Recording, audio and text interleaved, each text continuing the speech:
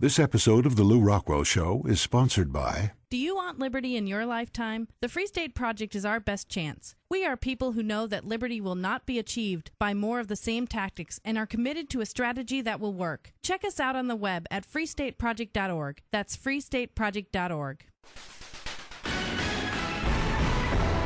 This is The Lou Rockwell Show. Well, what a pleasure to have with us this morning Dr. Walter Block. Walter is professor of economics at Loyola University in New Orleans. He holds a chair there, author of many books, many hundreds of articles. Yes. I mean, just extraordinarily prolific as an Austrian economist and as a libertarian. And Walter, recently you've been involved in a huge brouhaha involving the thought police, the people who came after you gave a talk for Tom DiLorenzo at Loyola College in Baltimore. What the heck happened? Tom DiLorenzo was kind enough to invite me to his school, Loyola College of Maryland in Baltimore. Yes. And he asked me to do two things. One, talk about Defending the Undefendable, one of my books, in his class. And then talk about social justice. Let me just interrupt you, Walter, to mention Defending the Undefendable, one of the great ways to learn economics. I mean, probably the most fun way to learn economics is to read that book. And let me mention, you can get it on Mises.org, or it's at the bottom of any of Walter's articles on LouRockwell.com. And by the way, take a look at his archive on LouRockwell.com. It's terrific. So, Walter, excuse me for interrupting. Oh, no, thanks. Interruptions are certainly welcome. When I wrote that book, it was sort of an homage to Henry Hazlitt's Economics in One Lesson. Again, we don't discuss quality, but in terms of format, each of the two books is similar in the sense that you have a lesson and then 35 examples of it. And I was delighted that when I was asked to write an introduction to the Hazlitt's Economics in One Lesson, which is sort of that plus Atlas Shrugged were the two books that converted me to libertarianism. Okay, so what happened is Tom then asked me to speak not only to his class on defending, but also to this seminar he was putting on social justice. And it was an interesting experience. What happened was there was this not very big room. I think the room would hold maybe 100 seats, but there was just floor-to-ceiling kids. They were sitting all over the floor. They were hanging on the banisters, and it was just maybe 150 people in a room for 100. It was a very favorable audience. They were very supportive. I asked the poll of them, and they cooperated. And what I started off by saying was, well, social justice can mean two things. One, it could mean what the lefties thinks it means, namely egalitarianism or socialism or some version of that. Or we could try to seize it for ourselves and just say, well, social justice is justice applied to social issues. And then we can use our libertarian analysis on that. And then I took as my case in point the fact that females earn less than males. And why is that? And I also explored the glass ceiling. And why is it that women only rise so high? They become assistant principals or assistant presidents or assistant, colonels, not generals, whatever. They only rise so high.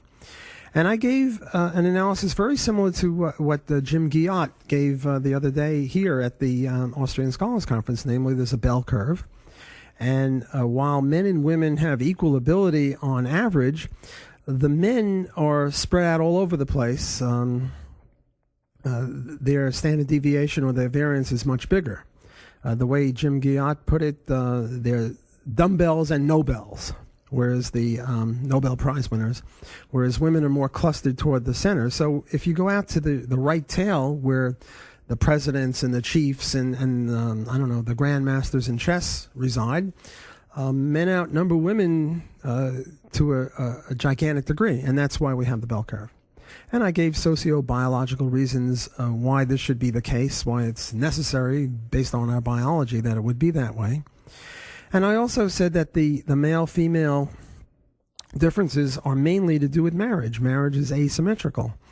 Marriage enhances male incomes and reduces female incomes because of unequal distribution of work in the household. Women do the lion's share of house cleaning and cooking and child care and things like that.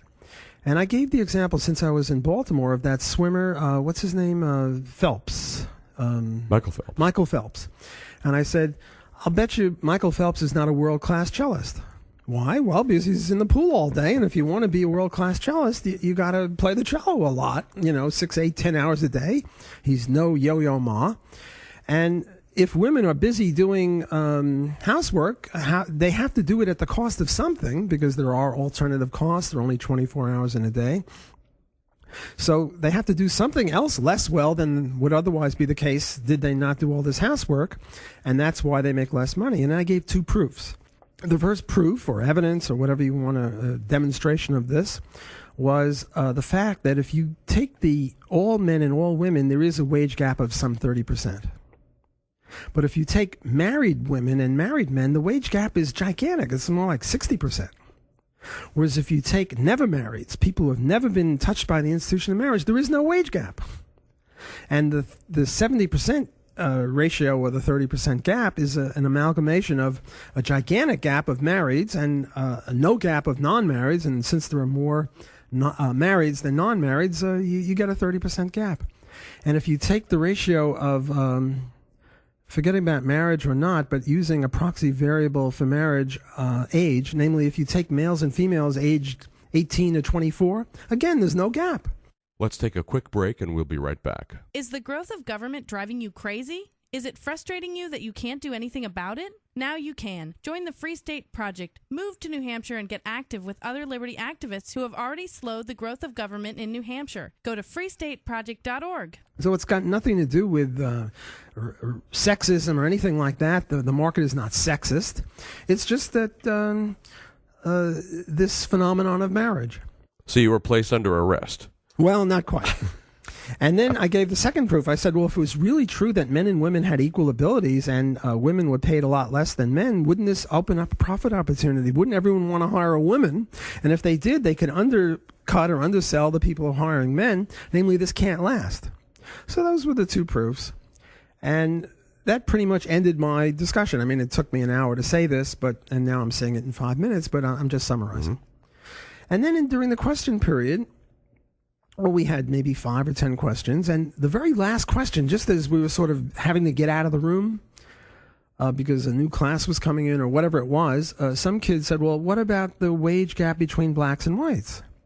It's roughly 30% also, and it can't be the marital asymmetry hypothesis. What is it? And I said, well, just as in the case of women, it's lower productivity. For women, it's low productivity in the market because of higher productivity in the household. Well, why then is there lower productivity for blacks than whites in the market? And I said, well, there are 2 theories. The first theory is that it's a residue of slavery, Jim Crow, lynching, poor inner schools, and maybe bad diet, things like that. And the second theory to explain why blacks have lower productivity than whites comes from the bell curve. And I mentioned Charles Murray and Richard Herrnstein. And I said, I'm just giving you 2 theories. I'm not an expert in deciding which of them is correct, or if both are correct, which is more correct, but here are 2 theories. And that was it. And I got a good round of applause because that was, I think, the last question. And I thought nothing more of it. And then I went off somewhere. And then when I got back to New Orleans, the proverbial whatever hit the fan. I got a letter from Father Lenani, who is the president of Loyola Baltimore, and he said, this is horrible. We apologize. I'm putting this in my own words. It's on the record. If you look at LouRockwell.com and you look at my contributions on this, you'll see his exact words. But to just summarize it, it was something like, Walter Block is a disgrace. He can't say this. This is anti-women and anti-black, and we apologize for having him here. And while we favor free speech and open inquiry, Walter is a rotten kid, and, we can't tolerate this racism and sexism. Okay. Then what happens is that the economics department at Loyola Baltimore, writes another letter. Walter is a disgrace, very similar, only they had this citation to the Gortney Stroop book. And Gortney and Stroop have their textbook, and what they do is they say, look, here is the black-white differential. And as you add more independent variables to your econometric equation, the differential decreases. In other words, if you take into account schooling, different number of years of schooling. If you take into account this and that, then the gap decreases. But there's still a gap, and that's due to discrimination. That's roughly what the economics department said. Tom DiLorenzo told me that, obviously he didn't sign such nonsense. And there was a priest, Father Hank Hilton, who also refused to sign this. The people who wrote this, only one of, 8 or 10 or 12 of them signed this, but only 1 or 2 of them were at the seminar. So and by the way, Father Linnane wasn't at the seminar either. And, they're sort of going by hearsay. So I wrote in my reply, saying sort of an open letter to Jim Gwartney and Richard Stroop, both of whom are co-authors of mine and friends of mine. I said, Jim, how could you do this? Just because there's a gap, why attribute it to discrimination? Maybe it's the fact that the years of schooling are not the same thing, or some of the other independent variables are misspecified. And in any case, what about the fact that if there were discrimination, there would be profit opportunities for hiring blacks because they would be underpaid? I never heard from Jim. Well, that's not true. I did hear from Jim. And what he said was something, again, I don't remember the exact words, but he said, well, I refuse to argue with people who are as supportive of free enterprise as am I. And Rick, I never heard from, which is a little disappointing because here is a mistake in their textbook, and I wonder what they'll do when they revise this textbook. Will they change this? Because this is an abomination, and it allows people like the economics department at Loyola, Maryland, to bash me and say, well, even Gwartney and Stroop say this. Well, Gwartney and Stroop are mistaken on this. The third chapter occurred in my own school, Loyola, New Orleans, where the diversity task force... Right. Yes. I'm glad you laugh at that because this is a very funny thing. The Diversity Task Force, they're interested in diversity of skin color and gender and ethnicity and this and that and the other. The only thing that they're not interested in is diversity of ideas, which is a little strange for university, but we'll let that pass. So they write a letter very similar to the first 2 letters. Walter Block is a disgrace. He marginalizes women. He marginalizes blacks, like as if I mistreat my black and female students. And there's this guy, Wing Fock, who is a colleague of mine at the business school. He was the one member of the diversity task force from the business school. And he had the, I don't know, I was going to say temerity, but maybe I'll be nicer and say his view was that the burden of proof is on me to prove that I'm not a racist or a sexist, which is a little strange. It's sort of hard to prove that you're not something. And then I said, well, Wing, he and I are buddies. We're always friends. We still have a good relationship, I think. I don't know. I said, well, first of all, the burden of proof is not on me to prove a negative. But if the burden of proof really were on me, why didn't your committee have me come down to meet with them and I could maybe establish that I'm not a racist or a sexist?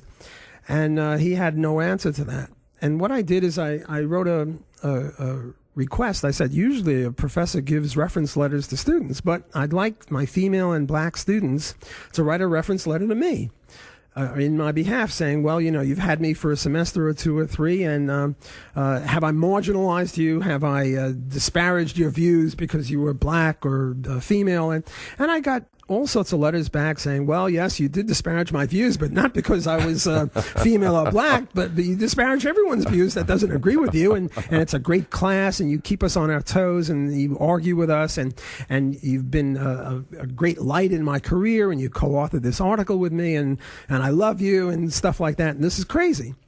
So the final thing on this is that on March 25th, I booked one of the biggest rooms in Loyola, New Orleans, a room that holds maybe 500 people, and I'm going to give my own. What I'm going to do is I'm going to retell the Baltimore speech, and then I'm going to talk about what I'm now talking about, namely the what happened afterward, and I'll be replying to my critics. Well, fantastic, and I want to urge everybody to take a look at Walter's archive at LouRockwell.com, where this is all covered, and also look at Tom DiLorenzo's archive. He's got some great articles. In fact, this podcast, Walter, makes me think we should assemble a block controversy archive or a block diversity archive where we'd have your articles and Tom's articles, make it easy for people to get up to speed on what's happening.